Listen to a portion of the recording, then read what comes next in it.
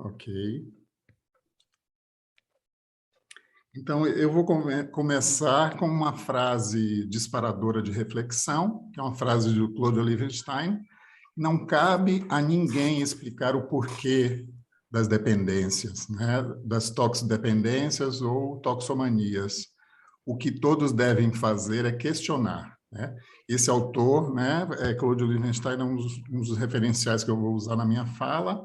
Olivenstein, aqui ele já provoca uma reflexão de que a gente não que a nossa clínica não se torne excessivamente explicativa, mas que a gente possa amplificar com perguntas contextuais, caso a caso, né?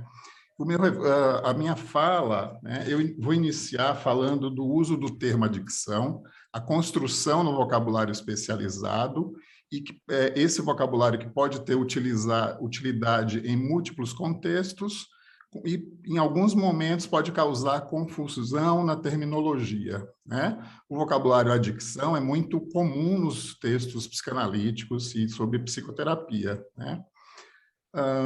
E na segunda parte da apresentação, vou me dedicar mais, então, a falar dos transtornos de dependência de substância, né? Usando os referenciais de Olivenstein, né? Que ele era um psiquiatra de origem alemã, mas que viveu sua vida na França, né? Que teve uma grande influência das ideias tanto as ideias de Lacan como as ideias de Winnicott, né?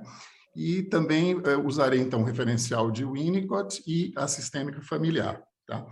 Um objetivo de utilizar essas três perspectivas não é compactar essas três visões, né, que seria impossível, né, criando um amálgama teórico único, nem um discurso uníssono, nem buscando a melhor perspectiva, mas pensando no acompanhamento multidimensional, a multidimensionalidade do acompanhamento dos pacientes que sofrem com questões de adicção. Então, para iniciar, para a gente pensar em termos de nosografia, formação, a construção desse termo, né, é algo fundamental que a gente pense que esse é um termo amplo, né? O termo adicções, ele serve como um guarda-chuva teórico, e muitas vezes, sob essa ampla égide, a gente pode incluir termos da psicopatologia, alguns mais ligados ao uso de substância, né? E alguns quadros em que predomina a impulsividade e sem uso de substância. Então, e aí essa complexidade, né, do uso de vários termos correlatos, quadros patológicos correlatos, né, eles, em alguns momentos, muitos quadros de conformação muito diversa, né, podem mostrar que estar incluídos, apesar das diferenças culturais, os modos de vida. Então, é importante que a gente guarde, antes de tudo, né, uma preocupação com as linguagens utilizadas, né? Quando essas linguagens são úteis, formando esse termo único, e quando se pode gerar uma sobregeneralização, um estigma, o que pode tornar esse termo vago, né? Então, essa suposta abrangência excessiva, né, pode levar a limitações e, inclusive, criando contextos, né, em que essas apresentações clínicas apagam algumas singularidades, né? E isso também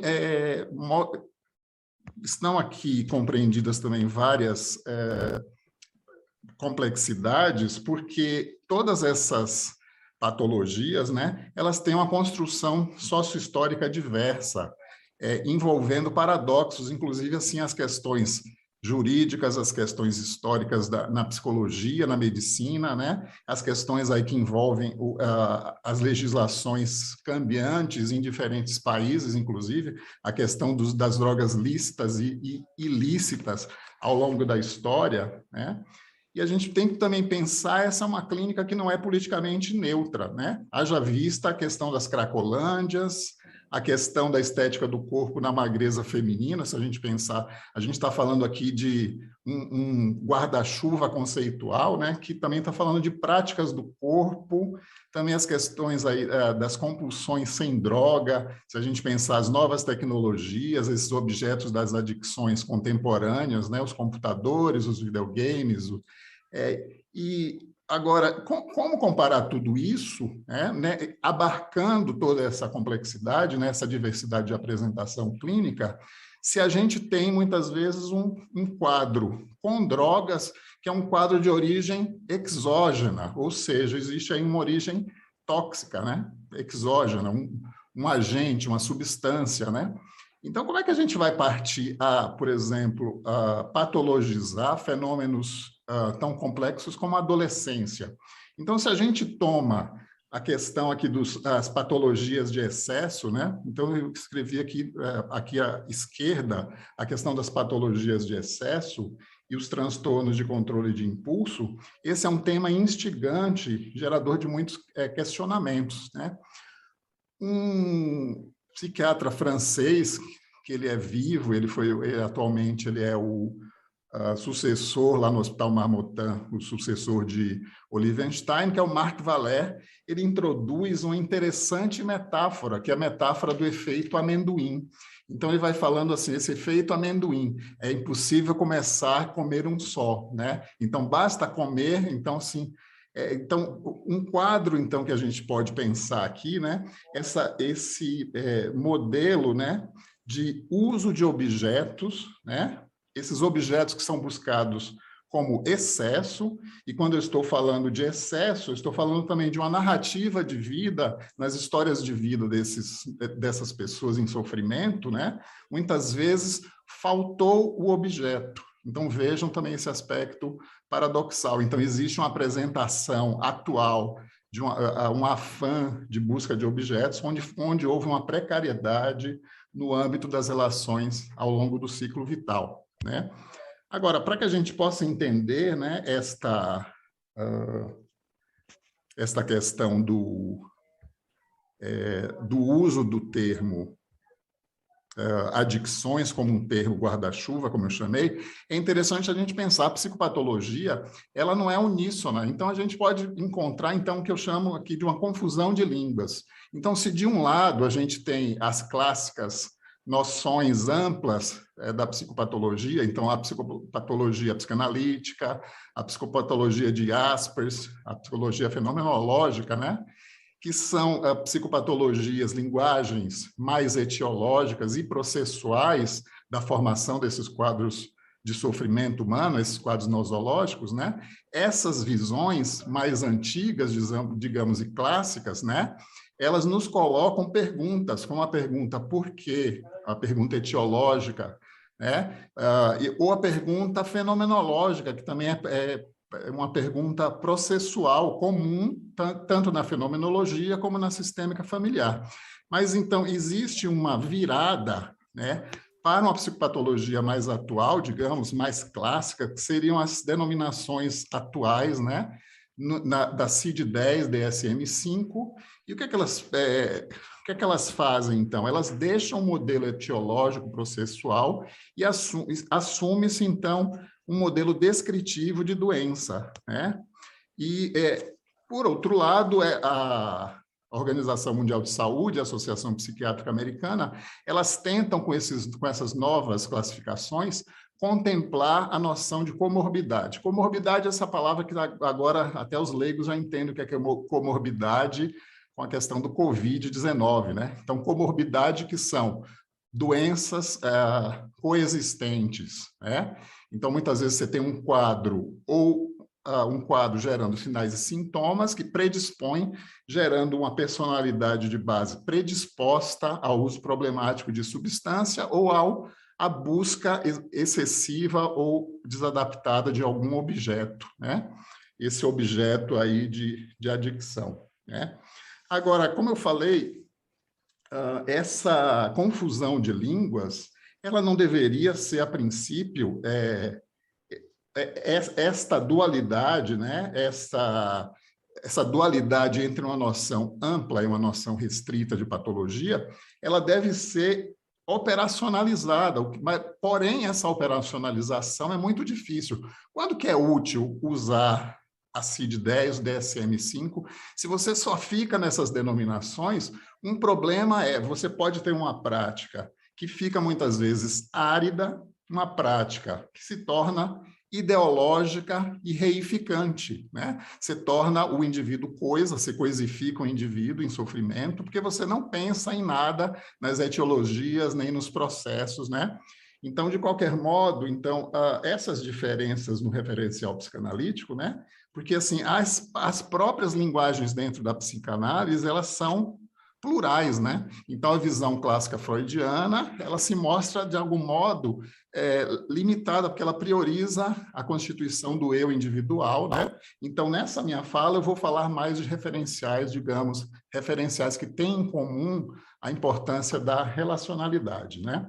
Então, falando um pouco aqui da teoria sistêmica, a teoria sistêmica ela não é uníssona, ela não é idêntica, ela guarda alguns pontos de contato com as teorias psicodinâmicas, mas ela é uma teoria independente, as terapias, elas, no pós-guerra, elas se voltam para a importância da sociogênese do sofrimento, então as terapias de família têm aquele momento entendendo a família como sistema fechado, então esse é o momento histórico da primeira geração, em que se criaram os vocabulários comuns na época de família funcional versus família disfuncional, e o vocabulário família codependente, tá?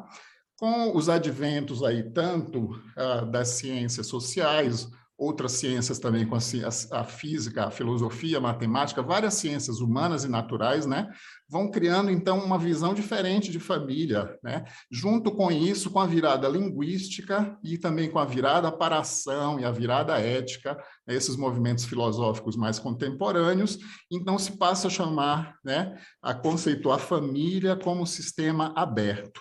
E a terceira geração sistêmica abandona um pouco essa visão dos sistemas físicos, os sistemas naturais, das ciências naturais, e passam a pensar nos sistemas de co-construção, né? São sistemas humanos de linguagem e ação, né? Não são só linguagem como significante linguístico, mas a gente está falando aqui linguagem e paradigma da ação, também esse paradigma da experiência e da ação, em que já se pensa a família são redes dentro de redes, sistemas dentro de sistemas, né? Existe, então,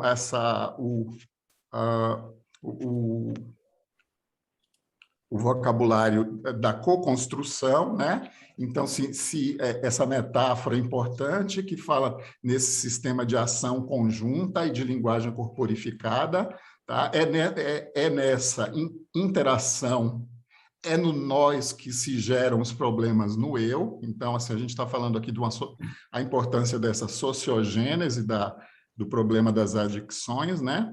E se a gente pegar toda essa teoria, essas formas de prática familiar contemporânea, né? Se elas têm alguma recomendação em relação aos termos usados na psicopatologia, gente, eu tentei sintetizar assim, que uma recomendação, se a gente puder falar assim, entre aspas, seria assim, é importante que nas conversas clínicas que se busquem os termos os mais respeitosos possível e os mais próximos da experiência do paciente e dos seus familiares, dos integrantes do sistema. Tá? Então, mais do que termos, né, que excluam, que criem estigma, é importante que a gente coloque termos vivos que nos sejam úteis para formas de ação ética compartilhada. Tá? Apesar disso, né, é muito preponderante um discurso do cérebro, o discurso que fala assim, que as adicções têm uma origem no sistema cerebral lá, da dopamina, aquele neurotransmissor que tem a ver com a busca de prazer, né? Então, é muito comum, né, que a gente pense, né, o que une todos aqueles termos guarda-chuva seria o quê? Um problema no cérebro, né? Isso vira o quê? Uma ideologia que empobrece a nossa prática, né? Então, a questão não é que se negue essa importância da neurociência, mas que a gente use isso integrando com outras formas de saber que não neguem a origem, a sociogênese, a psicogênese, né? Que esse circuito de recompensa passa a virar um modo de dominação, né? Essas práticas mais farmacológicas, mais medicamentosas e unidirecionais. Mesmo dentro da própria psicanálise, a gente vê assim algumas vertentes, alguns discursos dentro do movimento psicanalítico, como a própria teoria do apego, que já se chega a questionar, será que a teoria do apego é psicanálise, ou ela está próxima, ou ela se afastou da psicanálise original, né? Ou até a própria teoria da mentalização, do Fona e Bateman, que são autores bem importantes, mas eles também talvez incorrem numa excessiva esquematização, né? Então, todas esses outros discursos, eles caem num objetivismo, resvalam num funcionalismo excessivo, buscando causas lineares, do tipo, isso causa aquilo, né? Então, vejo aqui à esquerda, então, os usuários de cocaína, metanfetamina, que é a Ritalina, de álcool, heroína, então eles lá têm essas questões aí a questão dos receptores de dopamina. Então, esse seria o circuito de recompensa.